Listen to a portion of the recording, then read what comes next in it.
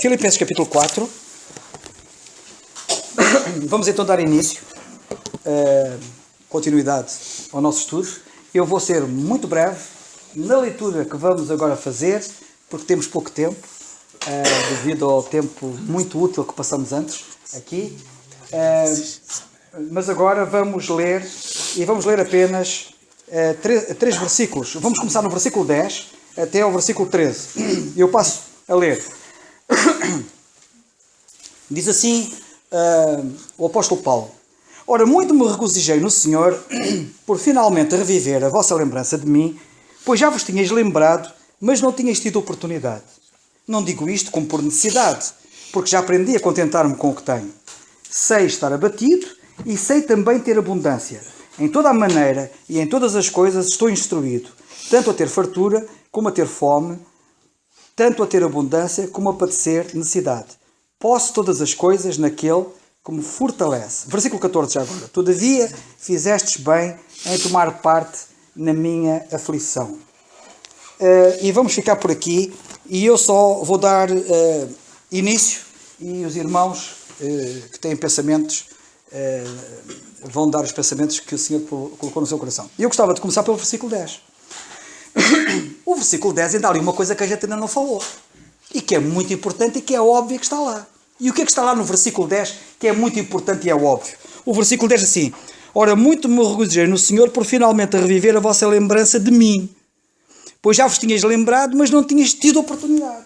Ou seja, ele está a escrever aos crentes que estão distantes em Filipos, estando ele em Roma na prisão, e está-lhes a dizer assim: olhem, eu estou a acusar a recepção da vossa oferta. Vocês mandaram-me uma oferta, já tinhas pensado nisso, nunca tiveste essa oportunidade, mas logo que tiveste a oportunidade, fizeste chegar a oferta e eu recebia. Epá, e eu, é assim, não é que eu procuro ofertas, não é que eu procuro nada disto, mas eu já aprendi a contentar-me com o que tenho, e portanto, se eu continuasse em aflição, como ele diz no versículo 14, tomastes parte da minha aflição, fizeste bem tomar parte da minha aflição, isso conta para vocês. Da minha parte, eu mesmo estando em aflição, eu sei que os grandes tesouros de Deus muitas vezes vêm em pacotes de aflição, e portanto isso não me incomodaria. Mas há uma coisa também que foi importante isto ter acontecido. E sabem o que é que foi importante ter acontecido? Para eu dar uma grande lição a todas as gerações de cristãos ao longo da história. Sabem qual é? Quando vocês receberem uma oferta de dinheiro, acusem essa oferta, porque senão dão mau testemunho. As finanças devem ser uma coisa muito transparente nas igrejas. O tema finanças deve ter total transparência, para que não haja dúvidas, para que não haja pensamentos que o que é que fizeram com o dinheiro, o que é que fazem com o dinheiro. É uma vergonha o que se passa na cristandade. E por isso é que eu tenho dito muitas vezes a crentes que são portadores de uma oferta, que os destinatários da oferta, quando a recebem, devem ter o cuidado imediato de escrever, a acusar a oferta, porque senão põe até em causa a credibilidade e a honorabilidade de quem a leva. Imaginem quem é que levou a oferta a Paulo. Quem foi que levou? Foi Epafrodito. Epafrodito fez uma viagem tremenda com uma oferta para Paulo em Roma, correndo perigos, etc. e tal. E Paulo agora escreve uma carta aos crentes de Filipos assim: eu recebi a oferta. Se ele não escrevesse, os que é que pensariam os crentes de Filipos? Se calhar o Epafrodito ficou com o dinheiro, se calhar o Epafrodito usou o dinheiro em proveito próprio, se calhar o Epafrodito, sei lá quantos pensamentos não andariam ou poderiam andar na cabeça das pessoas. O que é que eu quero dizer com isto? Que as pessoas que não acusam a recepção, que os crentes que não acusam a recepção das ofertas, isso significa que quem a levou não entregou? Não, às vezes é a negligência da parte de quem recebe. Quem recebe tem essa obrigação, até para salvaguardar a honorabilidade de quem transporta a oferta. E isto é muito importante. Uma das coisas que afasta as pessoas das igrejas é exatamente a parte financeira. É uma vergonha o que se passa na cristandade. E por isso é que nós, particularmente aqui, temos as contas todas ali fixadas, porque toda a gente sabe. No culto, quando a oferta é tirada, imediatamente, quando ela é contada, é dito quanto é que foi. E as contas estão todas ali para que toda a gente saiba, e estão ali fixadas, e também estão disponíveis para quem quiser consultar os livros dos registros. Finanças deve ser uma coisa transparente. Esta foi uma das razões, e Paulo tinha muito cuidado, e está-nos aqui a dar uma grande lição, e esta é muito importante. Esta foi uma das razões porque Paulo, por exemplo, não quis, podendo, podendo, é legítimo, é bíblico, é cristão, está de acordo com a dispensação em que nós vivemos, que um crente possa viver de tempo integral, possa deixar tudo e depender do Senhor, e as igrejas pensarem nas necessidades dele, porque ele tem que viver, e tirarem ofertas para suprir as necessidades dele. É bíblico, está correto, não é nada de errado. Paulo fala acerca disso. Mas o próprio Paulo prescindiu disso. Aliás, ele prescindiu de muitas coisas. E uma das coisas que ele prescindiu foi disso. Então o que é que ele fazia?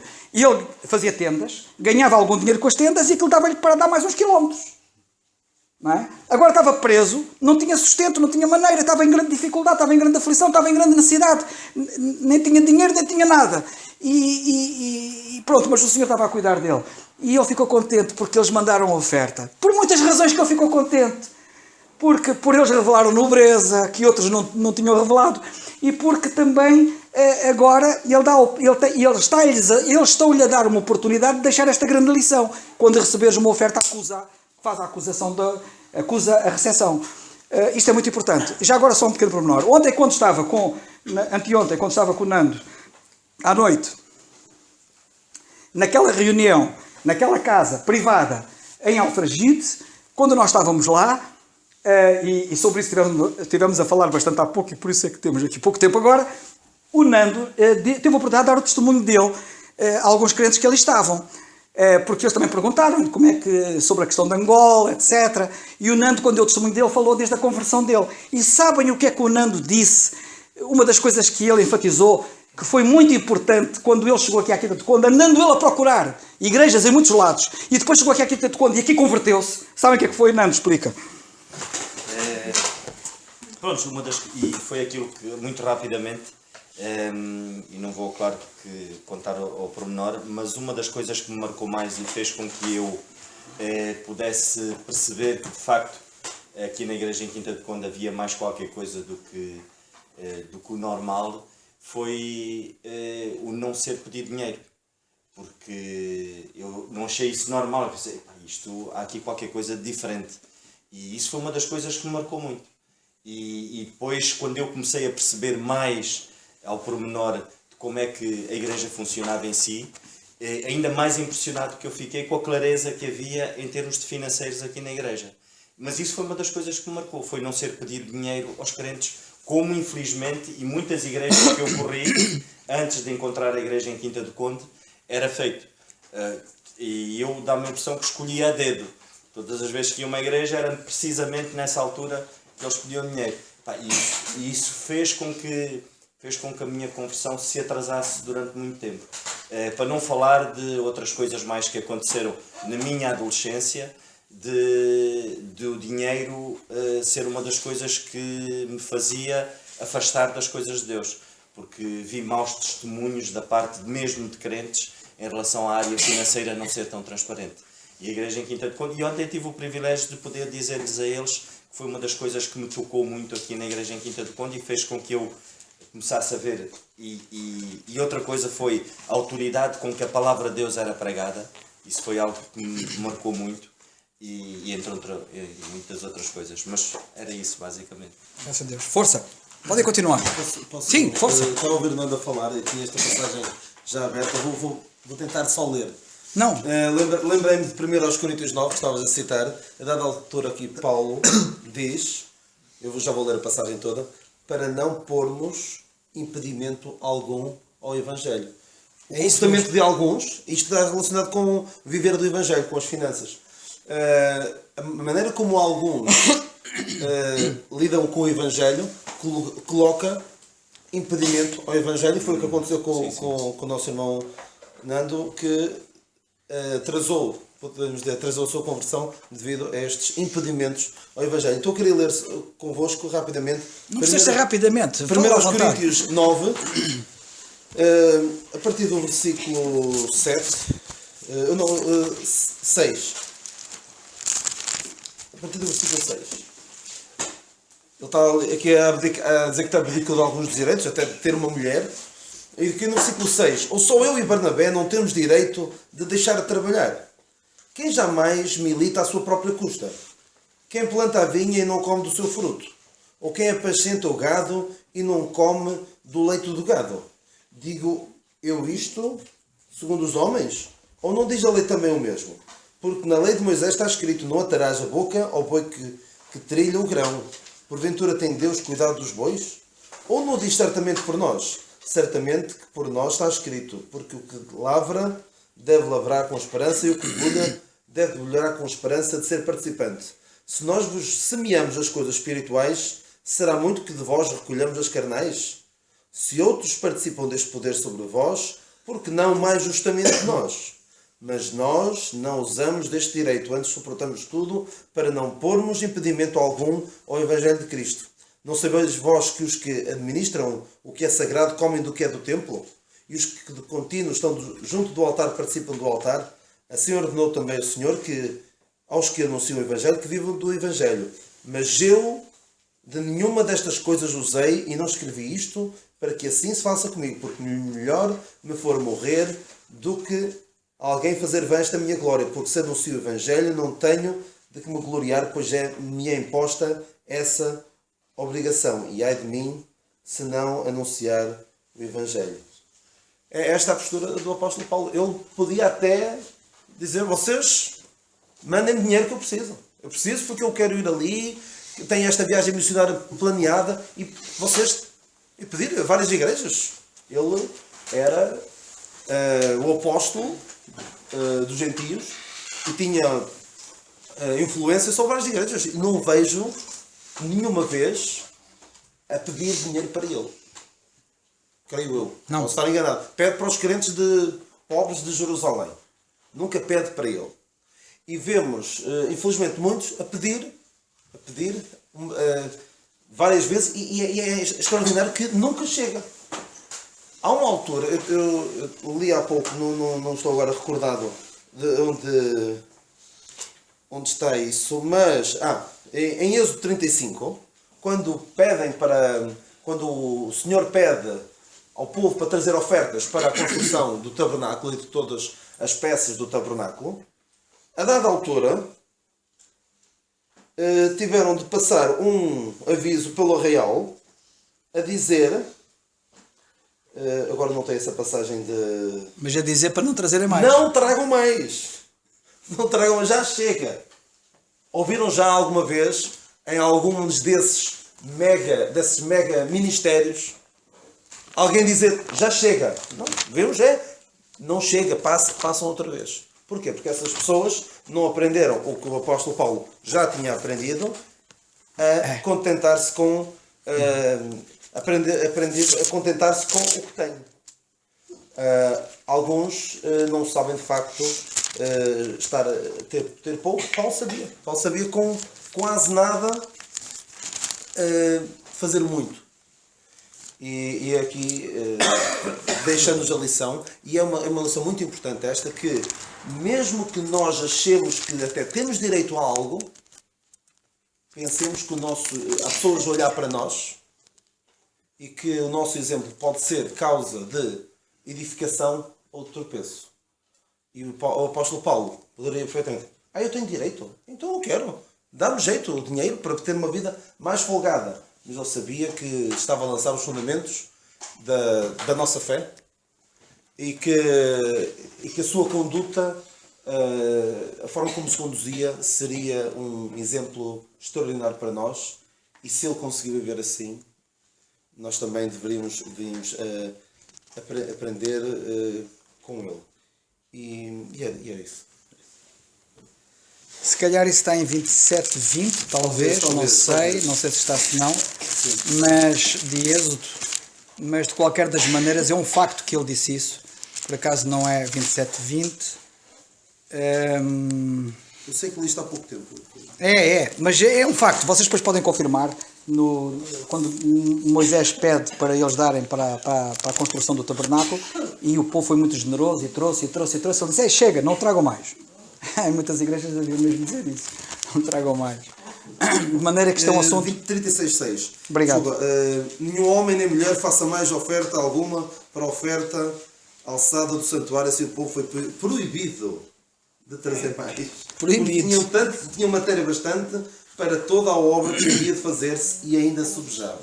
Isto é muito importante. E isto, nós temos que ser um exemplo em tudo.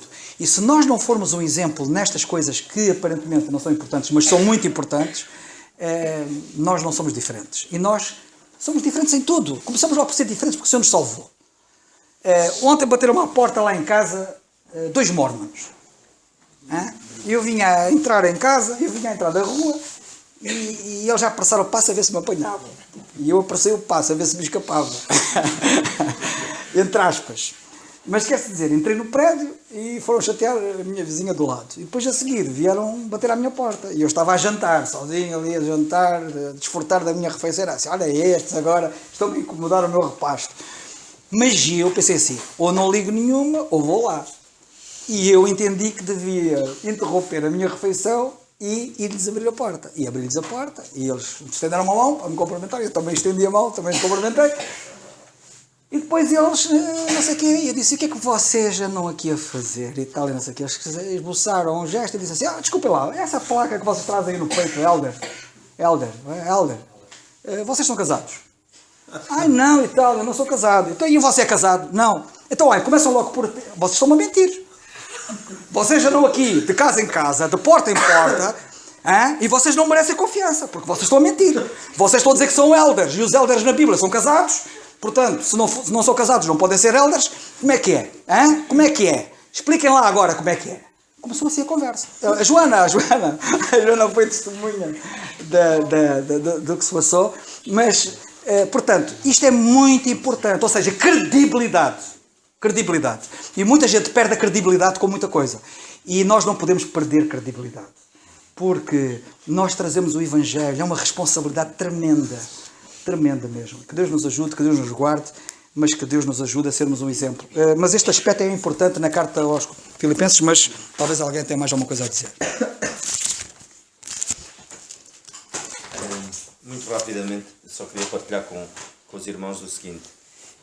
O apóstolo Paulo aqui no versículo 12, andando um bocadinho mais para a frente, ele diz: sei estar abatido e sei também ter abundância em toda maneira e em todas as coisas estou instruído, tanto a ter fartura como a ter fome, tanto a ter abundância como a padecer necessidade. Eu só me queria focar para já nestas duas frases, que é sei estar abatido e sei também ter abundância. E isto vem um bocado a propósito daquilo que a gente falava, que é da abundância. Às vezes nós perguntamos como é que é possível a gente saber estar abatido e como é que é possível a gente saber ter abundância. E na questão do saber estar abatido é muito fácil. Muitas das vezes o grande problema é nós darmos lugar ao problema de tal ordem no nosso coração e não damos lugar a quem tem poder para o resolver. E depois entramos em depressões, entramos em ansiedade. Porquê? Porque não sabemos estar abatidos, não sabemos passar de necessidades.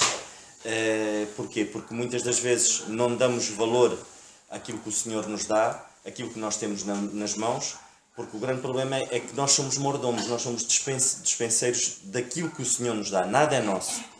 E se nós de facto tivermos em mente de que, como o apóstolo Paulo padecia, e neste caso ele estava preso, e ele sabia estar naquelas circunstâncias, porque ele foi instruído para tal, e isso passa por nós ouvirmos a palavra de Deus e aquilo que o Senhor tem para nos dizer.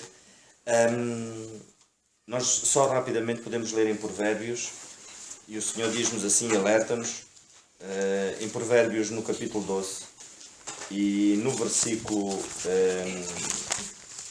25, Provérbios 12, 25, o Senhor diz-nos assim,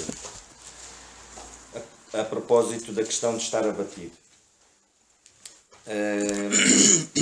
A solicitude no coração do homem o abate, mas a boa palavra o alegra. Nós vemos aqui a resolução, de facto, muitas das vezes, para a ansiedade e o facto de não estarmos bem. É procurarmos o Senhor em oração, procurarmos irmãos que nos possam... Porque o Senhor utiliza outros irmãos para que nós possamos ser consolados. O Senhor utiliza a sua palavra, como nós vimos neste versículo, e vemos nitidamente o apóstolo Paulo partilhar dessa comunhão que ele tinha mesmo à distância com estes irmãos aqui, e de se lembrar dos bons momentos que passou com eles, e de tudo aquilo que o regozijava acima de todas as coisas, que era o serviço que ele tinha para com o Senhor. Vemos o apóstolo Paulo também dizer que temos que saber ter abundância, e vemos que o ter abundância é quase mais difícil saber ter abundância do que estar abatido, porque rapidamente nós nos deixamos corromper. E podemos ler no Salmo 52, podemos ir ao Salmo 52 e no versículo, Salmo 52 e o versículo 7, muito rapidamente também, 52 e versículo 7, e o Senhor diz-nos assim: eis que o homem que não pôs a Deus por sua fortaleza, antes confiou na abundância das suas riquezas, fortaleceu na sua maldade. Vemos nitidamente que existe esse perigo. Existe esse perigo de nós não estarmos satisfeitos com aquilo que nós temos. Queremos ter mais. E deixamos de ter o foco no Senhor para ter o foco nas coisas. Vemos que estar abatido, deixamos de ter o foco na resolução dos nossos problemas e passamos a ter o foco nos problemas. Na questão de ter abundância, passamos a ter o nosso foco nas coisas que temos e deixamos de ter o foco naquele que nos dá essas coisas, essas mesmas coisas, para sabermos gerir.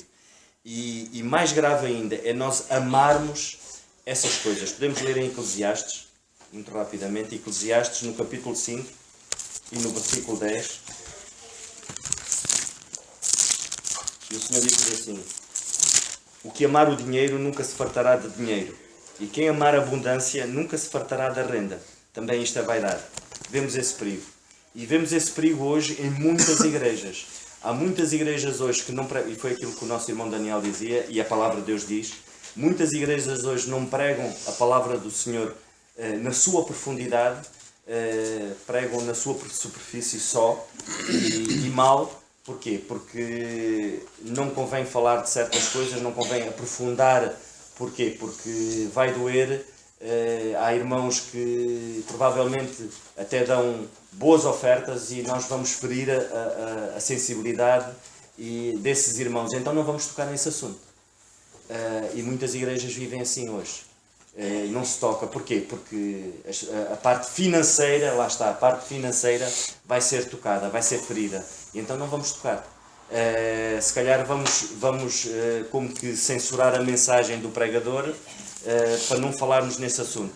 Porque há irmãos que vamos magoá-los com isso. E não pode ser assim, irmãos. A palavra do Senhor não pode ser censurada de maneira nenhuma. E vemos nitidamente que pode haver esse perigo se nós pusermos o nosso coração no dinheiro, amarmos o dinheiro, amarmos a abundância e não amarmos verdadeiramente aquele que nos dá todas as capacidades para podermos gerir aquilo que o Senhor nos dá e contentar-nos com aquilo que temos, como o apóstolo Paulo dizia, que ele contentava-se tanto em ter muito como em ter pouco.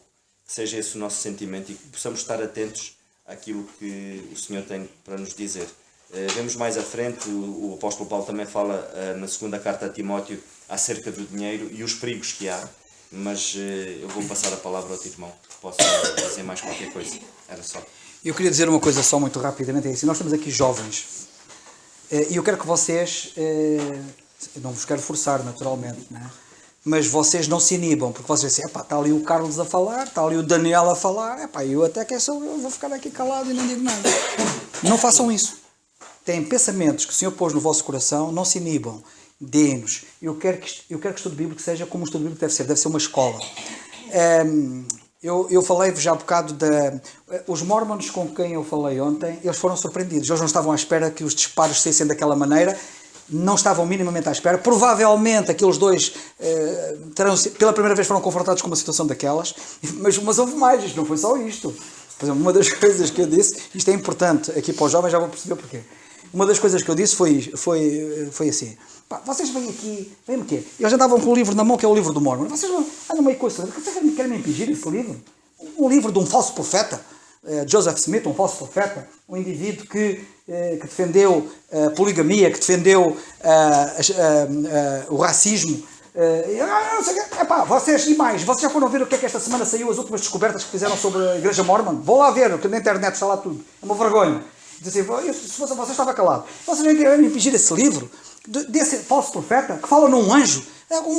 Um anjo chamado Moroni que lhe apareceu, que lhe deu a revelação que ele tem ali. Vocês sabem o que é que a Bíblia diz? O apóstolo Paulo diz, nem que venha um anjo do céu e vos anuncie outro evangelho diferente daquele que eu vos anuncio. Seja maldito. Ouviram bem o que ele disse? Seja maldito. Nem que venha um anjo do céu. E vocês aparecem-me aqui com um anjo que nem é da Bíblia. Um anjo chamado Moroni. Onde é que está isso na Bíblia, um anjo chamado Moroni?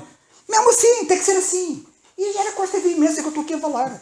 Porque ela está ali e ela sabe. Era com esta veemência. Isto para dizer o quê? Nós para estarmos seguros, temos que conhecer. E para conhecer temos que estudar. E isto é uma escola. Vocês sabem o que é que disse o Peter Cerqueira? Sabem o que disse o Peter Cerqueira a dada altura? Acho que o Nando também ouviu isto. O Peter Cerqueira lá na nossa conversa, sabem o que ele disse? Que lá em Angola, ele depois veio a saber do tempo da guerra, porque estava falando do tempo da guerra, das mortes, e não sei o que, o irmão do Nando foi morto lá na guerra, e ele disse que nesse tempo da guerra, os pastores de algumas igrejas, nomeadamente da área de Luanda, foram mortos. E depois viu-se assim o Peter Cerqueira.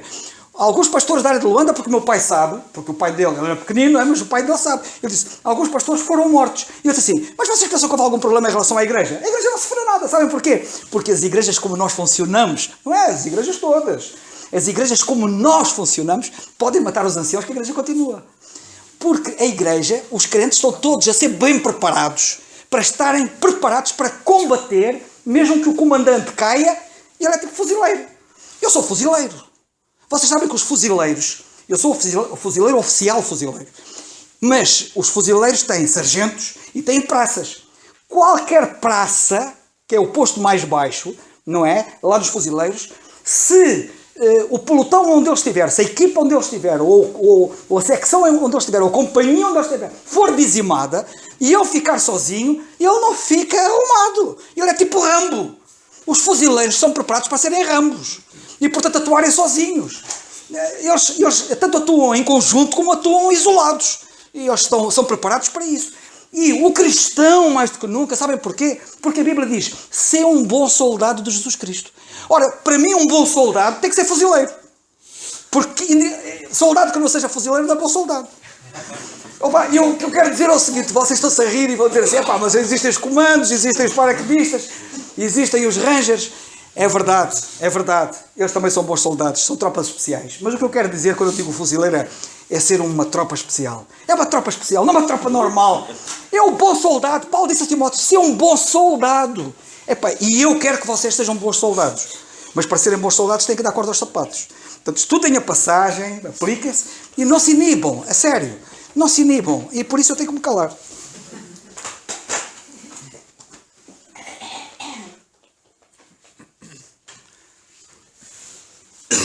Eu com isto não estou a obrigar, também não quero que falem já.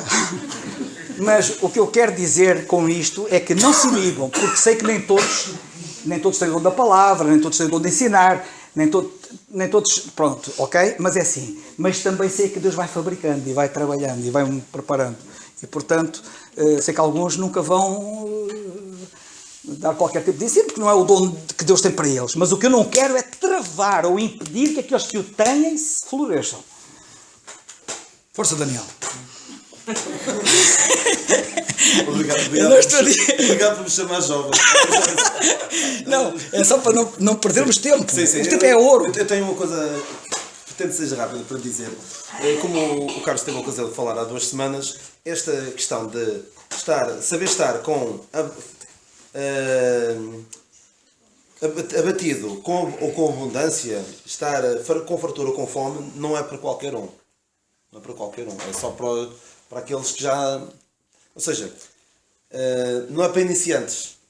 Mas eu lembrei-me daquela passagem das palavras de Agur em Provérbios 30, em que ele diz ao Senhor, não me dês a pobreza nem a riqueza, mantém-me do pão da minha porção acostumada, para que porventura de farto te não negue e diga quem é o Senhor, ou que empobrecendo não venha a furtar e lance mão do nome de Deus. Ou seja, este homem queria estar ali num patamar intermédio, nem ter demasiado, nem ter pouco. Mas Paulo sabia, tanto com muito como com pouco, sabia honrar o nome de Deus. Porque realmente num estado de prosperidade, nem todos sabem lidar com ele. E lembrei-me do exemplo do rei Uzias, que foi um homem extraordinário, poderosamente usado por Deus, e nós lemos sobre ele no segundo livro das Crónicas 26, se alguém quiser depois ver, em que o Senhor ajudou-o, e ele fez o que era reto aos olhos do Senhor, até que se tornou forte. Até que chegou ao topo. E a partir daí foi a sua queda. Porque não soube lidar com um estado de prosperidade, neste caso de prosperidade militar. E foi o fim dele. Porque não soube lidar. Paulo sabia. E será que nós, se o Senhor permitir que nós tenhamos abundância material, será que iremos saber lidar com ela? Paulo sabia e nós devemos aprender com ela esta questão de estar instruídos em qualquer estado que nós estejamos, estarmos com isso contentes. Era só. Isso faz lembrar o que o David disse há dias numa mensagem que ele deu, que é uma máxima dos fuzileiros, cá estão os fuzileiros americanos, os marines, que dizem: vitória alcançada, defesa apressada. Exatamente. Portanto, hora de vitória é hora de perigo. Portanto, vitória alcançada, defesa apressada. Portanto, se Deus vos faz prosperar, é uma boa vitória. A gente não advoga o miserabilismo. O que a gente advoga é consciência e o andar com Deus para saber gerir o tempo, a vida, os dons, os talentos, o dinheiro, tudo que somos, tudo que temos. Saber ser sábios no gerir isso. E se nós somos beneficiados e bafejados com essa graça de podermos ter bens, que Deus nos dê sabedoria para saber usá-los e não deixar que eles... Olha, houve alguém que disse um dia, mais vale, como é que é? Mais vale ser dono de uma moeda do que duas moedas serem donos de...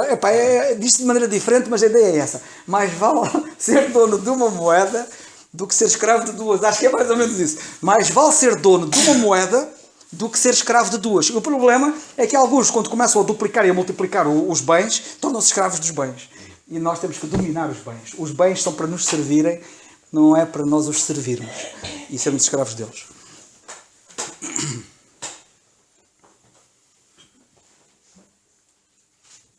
Carlos, eu estava-me só a lembrar uma passagem num contexto completamente diferente. Quando o povo de Israel ia passar no deserto dos 40 anos, em que o maná, eles não sabiam conviver só com o maná. Então eles pediram ao Senhor as codornizes. Quando nós não nos sabemos contentar com aquilo que o Senhor nos dá e pedimos ao Senhor alternativas, isso pode nos trazer custos. Porque eles estavam insatisfeitos com aquilo que o Senhor lhes dava. É verdade. Como o maná era tão pouquinho para eles. Já estamos fartos daquilo que tu nos dás, Senhor. Sempre a mesma coisa, sempre a mesma coisa. Ainda por cima não podiam guardar. Tinham todos os dias que ir buscar. Eles foram desobedientes, de certa forma. E insatisfeitos. Será que nós não somos insatisfeitos também com aquilo que o Senhor nos dá? O maná era altamente nutritivo. Eles não andavam subalimentados com o maná que o Senhor lhes dava. Mas eles não se contentaram com o maná. Senhor, dá-nos algo mais. O Senhor deu-lhes codornizes. Mas era preferível eles terem-se contentado com o maná do que... Senhor, nós não queremos só isto, nós queremos mais, Senhor. Que o Senhor nos livre de nós dizermos, Senhor, dá-nos mais, porque aquilo que tu nos dás é tão pouco. É verdade. E o maná era qualquer coisa do melhor que havia. Exatamente. E às vezes... Sim, Fastio, a nossa alma tem fastio deste pão tão vil. É verdade. E era um pão fantástico. E isto é uma coisa muito... Nós temos que ter cuidado em não deixarmos que seja uma habituação qualquer experiência espiritual que a gente tenha. Isto é muito importante.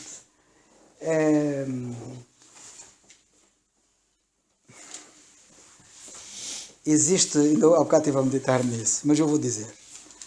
Não tem nada a ver com isto, mas tem a ver com isto que ele acabou de dizer, que é esta situação.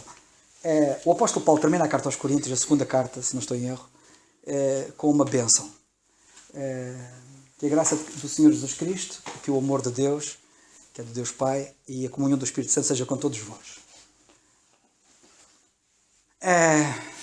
Milhares de igrejas dizem isto como uma varinha mágica. Terminam o culto e terminam com esta frase.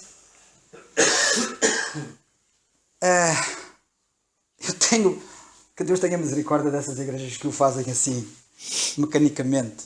como se fosse assim, tipo um Pai Nosso, ou uma coisa parecida. Vocês sabem como é que o apóstolo Paulo termina essa frase? Chega ao fim e diz, amém, que assim seja. Ou seja, ele tinha a consciência clara que aquilo não era uma varinha mágica. Aquilo era uma coisa para ser mesmo a sério. Eu estou-vos a dizer isto, e que assim seja mesmo. Agora não vou falar mais sobre o assunto. Mas o que eu quero dizer é, cuidado com a rotina. Cuidado, porque a rotina torna fastio. Não façamos nada por rotina. Por isso é que eu não gosto dos cultos de rotina. Não gosto. Vocês, quem me conhece sabe que eu às vezes começo de uma maneira, depois vai de outra, depois vai de outra. Nunca é da mesma maneira. E às vezes alguns até ficam aflitos, não sabem o que é que nos vai calhar na rifa. Entre aspas. Mas é verdade. Quer dizer, não é ao dizer isto fazer as coisas de qualquer maneira. Não é isso. É de facto as coisas serem vivas. E não serem mecânicas. Não serem ritualistas. Não é, Daniel? A verdade é que o maná, e o Carlos teve uma excelente intervenção nesta matéria, o maná é o melhor que se pode imaginar. Aliás, vocês não sabem disto, se calhar, mas sabem em que circunstâncias é que Deus deu o maná? Vocês, calhar, não sabem. Estavam todos a murmurar. A dádiva do maná foi precedida de murmuração. Murmuração. E nós lá no Egito. E no Egito tínhamos os alhos. E tínhamos as cebolas. E tínhamos... a murmurar. Eu, se fosse Deus, sabia o que tinha feito. Sabem o que eu tinha feito? Eu fazia chover. Mas era fogo e enxofre. Sobre eles havia de chover fogo e enxofre. E sabem o que é que Deus fez? Fez chover maná. Que é pão do céu. Pá, é uma coisa que ainda ninguém sabe o que é. Era redonda, diz a Bíblia. É uma figura admirável do Senhor Jesus Cristo. É graça. Deus deu graça a quem merecia juízo. Deus, e sabem uma coisa? Quando a Bíblia fala em graça, fala em riquezas, abundantes riquezas, excelentes, abundantes riquezas da sua graça. Maná é isto. É figura disto. Maná, em termos alimentares, é melhor que aquelas garrafas de aloé quando te botam todos os dias. E aquilo é boa, sério. Há pessoas que dizem que aquilo é amargo. Aquilo é mesmo boa, sério. Eu até costumo dizer assim, antes do almoço, aquilo é tipo martini. Aloé, sumo. É bom aquilo, sério. E eu digo-vos uma coisa, há tanta coisa boa. E sabem de uma coisa? Aquilo era melhor que aloé, era melhor que tudo o que vocês podem imaginar. Era em termos alimentares, nutricionistas, aquilo é demais, está tudo. Vocês sabem que os astronautas, quando vão lá para o espaço, eles não levam batatas fritas nem ovos estrelados. Nem uma feijoada, nem um bacalhau, nem sardinhas, não leva nada disso. Tomam um comprimido que aquilo tem lá tudo. O maná era melhor que esses comprimidos, porque os comprimidos são humanos e o outro era divino. O que eu quero dizer é o seguinte: como é que nós podemos pegar naquilo que é o melhor que há e considerarmos aquilo que não vale nada? Aliás, não é o perdido que faz isso. O que me custa ver é no crente. O perdido pega no melhor que há, que é o Senhor Jesus Cristo, e vota ao abandono, ao desprezo, a tudo o que é mau. Mas eu dou perdido e ainda dou de barato. Agora, quando vejo o crente nessas circunstâncias, aí cuidado. Carlos, portanto, se o Senhor lhes deu maná e se não lhes deu as codornizes, a primeira opção, aquilo que o Senhor lhes deu primeiro, é que era o melhor. Claro. Só que o homem, na sua rebeldia, não quer aquilo que o Senhor lhe dá. E o Senhor então é obrigado a dar-lhes aquilo que ele, à partida, não daria. O maná era bem melhor do que as codornizes, estou convencido. Mas eles depois quiseram, mais tarde, em números, eles quiseram, o Senhor mandou os codornizes e ele diz mesmo: não comereis um dia, nem 2 dias, nem 5 dias, nem 10 dias, nem 20 dias, mas um mês inteiro, até vos sair pelos narizes. Eu até diria, até descer penas. Até que vos enfastieis dela, porquanto rejeitaste ao Senhor que está no meio de vós. Aí é que está o E problema. choraste diante dele, dizendo: porque saímos do Egito. Nunca duvidem do Senhor, ok? Nunca duvidem do Senhor. E mais, não subestimem o que Ele dá. E se o maná não vos souber bem, ou não vos parecer bem, e agora não estou a falar do maná lá do Egito, estou a falar do maná que temos todos os dias, se não vos parecer bem, não vos despertar, não vos atrair, Lembrai-vos que o problema não está no maná. O problema está no vosso apetite. Está na vossa visão. Está na vossa percepção. Que está doente. Vedes mal, percebeis mal e a falta de apetite. Costuma-se dizer, vai ao médico. Porque alguma coisa não está bem. Que Deus nos ajude. Nossa hora está passando. Temos que ir por aqui, certo? Carlos, ainda relativamente aos símbolos do Velho Testamento, não é? O maná era graça, a vara de Arão e a lei, o que é que, digamos, podemos tirar para ensinamento hoje, ou o que é que representava? Epá, isso é outro estudo.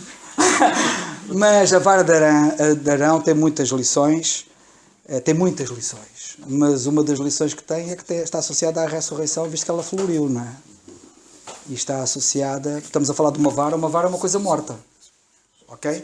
A partir do momento que a gente tem uma cana num canavial e a gente a corta, ela ficou morta. E temos ali uma vara que, estando morta, um dia passou a ter vida, porque floriu. Foi um dos milagres. Portanto, falamos do poder da ressurreição. Mas agora não vamos por aí, porque senão, temos muita coisa, não é só isso. Mas temos muita coisa. Aquela vara tem uma história tremenda. Aquela vara transformou-se numa cobra. E uma serpente. E ele pegou ali na cauda da serpente e ela ficou numa vara outra vez. Temos ali muitas lições. É um mundo de lições que temos ali, mas vamos ficar por aqui. Está bem, José? Sim. Mas e se vamos entrar no significado tipológico e figurativo daquilo que temos ali na Bíblia, é um manancial. Vamos terminar com a oração. Eu vou pedir ao Dário para terminar, Sérgio.